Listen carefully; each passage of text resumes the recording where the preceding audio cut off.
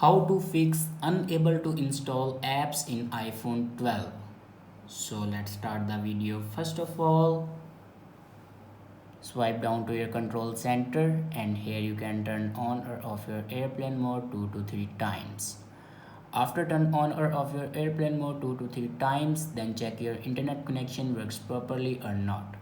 After checking your internet connection, then open settings and click on general and then click on iPhone storage. If your iPhone storage is full, then free up some space, deleting some videos, unused apps.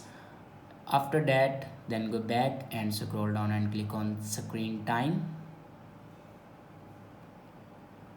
and then click on content and privacy restrictions. If you turn this button on, then turn it off. After turning this button off, your problem will be fixed. I hope this video is helpful for you. Thanks for watching.